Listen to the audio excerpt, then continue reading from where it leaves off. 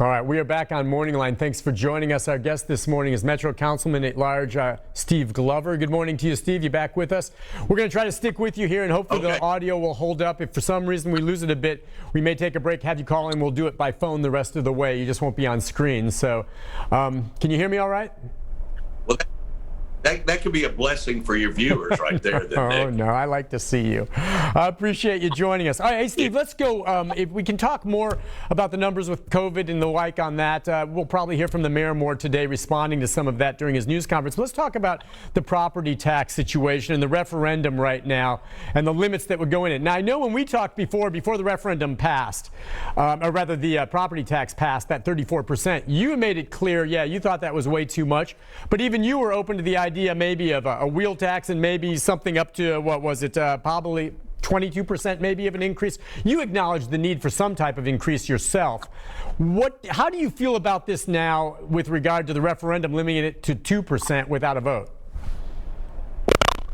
Well, I mean, look, I don't think anybody that can do math at all is going to think that this would necessarily be okay. However, it may be the bill that Nashville actually needs to take, because here's the problem we've got, Nick. You know, we cut nothing. Yes, I was okay with realizing we had to do something. I understood that. Here was the problem. There was never any discussion, never any negotiating, never any of both sides coming and sitting at the table like adults and coming with a real solution and saying, okay, we need to make these cuts. We need to stop spending so much money on various areas, and we need to limit the amount of tax we're talking about raising this, because at that point, and you have to remember, how many people were out of work? A ton of people, and not everybody's back yet. So to even think that you come in and raise taxes that astronomically is, for me, I can't fathom it. And so, but the part that bothers me more than anything else in the world is I have tried since April, May, June, July, and all the way through August to have us reduce this as I've watched the numbers come in. And right now, if we don't reduce anything and nothing changed, we're looking at between an 80 and 125 to maybe $150 million surplus. And so that's what bothers me more than anything else about this, is that there was never any talk. There was one or two people that think they had all the answers, and this is what we're doing in Nashville, and the rest of you be darned. You talk about the cuts, and wanted your take on this. I mean, we know that the comptroller, I think, came right and talked to you guys on Tuesday from the state about how maybe state would have to take over if the finances, they couldn't make the budget. The mayor's talking about if this referendum passes to get rid of this property tax increase and lower it, Steve, there would be cuts. And maybe you can offer up some of what you think might be alternative cuts that are available. But he's saying, yeah, we could lose more than 5,000 or 500 positions, including 12 ambulances, fire department, police department being cut of offices, 331 civilian posts possibly. We don't want to see that happen, certainly in law enforcement and police. So I don't know, maybe one, you don't buy those numbers. You don't think it would be that bad. Or two, yeah, I think we all agree we don't want to see waste, but where else can we get cuts to make up for the money that would be brought in from a 34% property tax increase? Well, I mean, Nick, I'm not going to sit here and tell you that it won't be very painful. It will be. The problem is the government in Nashville hasn't felt any pain in forever, because it doesn't really ever stop spending. It continues spending. Here's the sad part. A 34% property tax increase just occurred, yet we didn't really curb any spending whatsoever. So 4 years from now, they'll come right back and say, oh, we got to raise taxes again. We can't fix a problem if we won't identify it and come back to the table with real solutions. So will it be painful? Yeah, I mean, I'm going to tell you right now, it's premature to tell you what all I would cut. I can promise you this, I'm working on it almost around the clock on what I would recommend and whatnot. Now, I understand if it gets turned over to the state comptroller's office that the council will have no say in that. But I think that we go ahead and we put together a plan. I think in my conversations with the state that we have a discussion, sooner rather than later on all of this stuff, because the problem we've got is we haven't planned. very well here in Nashville. All we've done, every time there's a problem and we run short on money, then their solution is always just raise taxes. The other problem we've got is the employees that we have. We haven't honored what we should have honored with them now going for years, even when the economy was, quote, booming, because we kept wasting money. And so one of the areas I would have cut, one of the things I recommended we cut in the budget that I had proposed was $10 million from operational cash for the Barnes Fund. You know, we've got thousands of acres of land that Metro owns that developers could have used to build affordable housing. But rather than thinking outside the box, no, we don't do that. We just keep spending money, spending money, spending money. And right now, taxpayers simply don't have it to let us just spend it unchecked. So, you know, if we've got a rough time there, then I'm sorry, Nick, but that's what we're going to look at because I don't know what the people are going to do. I'm going to find it hard to believe they don't go and vote to have their taxes rolled back. So I think we need to be prepared for what I think is going to be the inevitable. And I don't think we're being responsible leaders. I don't think we're being adults if we don't sit down and start having these conversations right now today and develop a plan. Gotcha. And you did say this could be painful, obviously, if that were to happen, if they're rolling it back to 2% instead of 34%. I'm not sure how that all works out because, yeah, again, didn't you? I remember you were on the show with me and you made it clear, hey, Nick, we can maybe consider a wheel tax. I don't know legally whether or not something like that could have come through, but you even said, look, 34 is too much, but 22%, and even 22%, you know there's a lot of people there that would balk at that, but that was something I think even you talked about. So if we go back even lower than that and take most of this away, I mean, are we not, when you say painful, talking about some essential services getting cut where, you know, it's really going to seriously affect people's lives? I'm not talking about just those who lose their jobs, but those who depend on those jobs, that the work they provide. Well, you know, the one thing that we should have done was when we knew this was happening back in March, we should have began planning right then. We should have started dealing with this right then, and we didn't do that.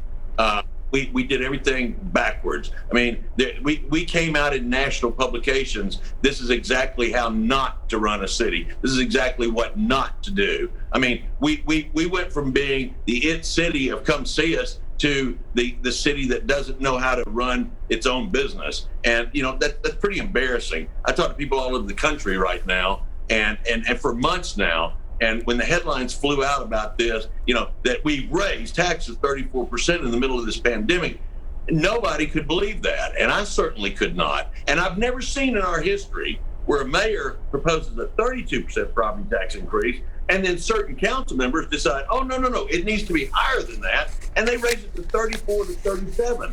You know, people have had it. So it's time. We roll our sleeves up. We sit down. We be adults. We have a table conversation and we determine where do we need to cut, and we put together a plan.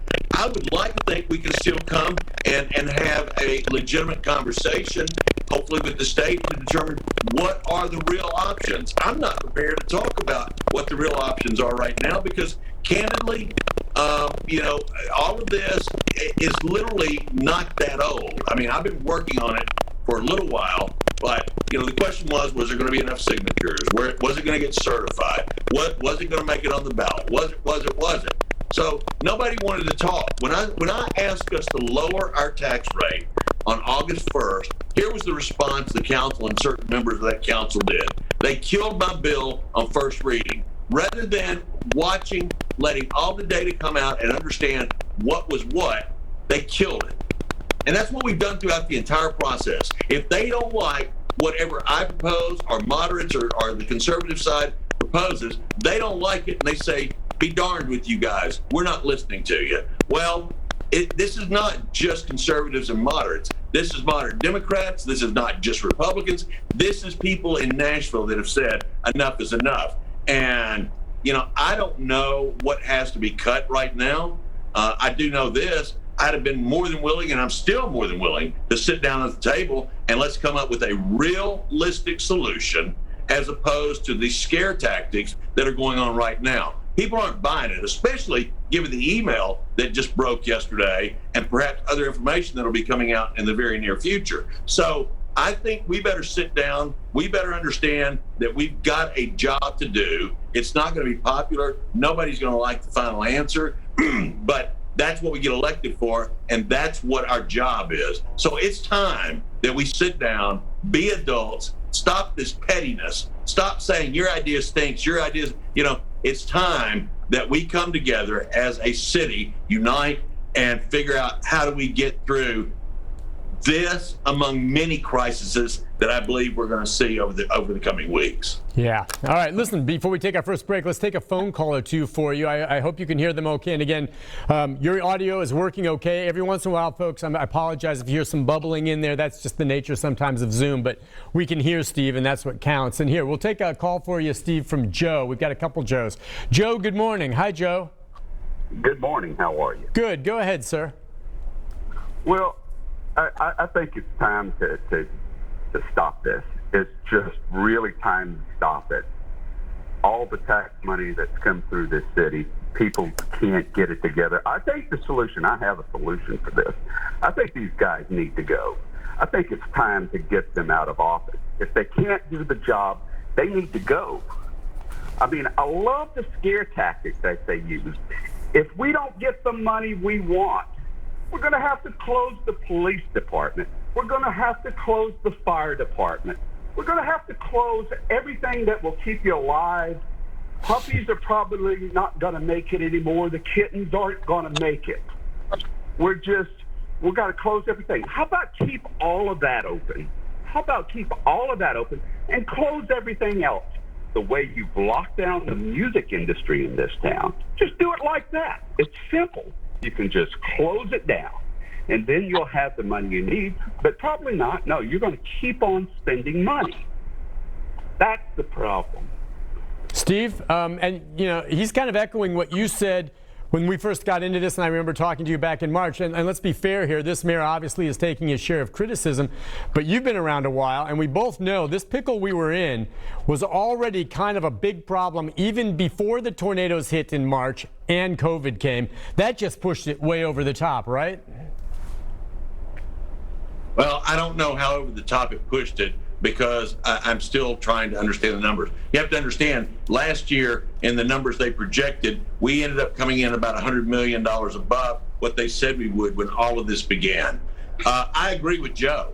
It is time to stop the nonsense. But Nick, you're right. I have been around this for a long time. How long ago did I start warning us this was coming? Not a few months ago, literally years ago. I warned us. I forecasted out what our cash was going to look like. And I warned us that if we did not curb our spending, we would be in this very predicament right here. But what did we do? We kept adding and spending more and spending more and spending more. No cuts. And then there was never an idea that they didn't meet, that they couldn't figure out a way to waste money on various things. So, Joe, you're not going to hear me dispute you on this. Yeah, it's time. It is time to have the conversation we should have had 5+ years ago. All right, Steve, stay put. We're going to take a break. When we come back, more of the comments from Facebook, phone calls, and more of our conversation with Metro at-large Councilman Steve Glover. And Steve, your audio is great when you don't move around too much.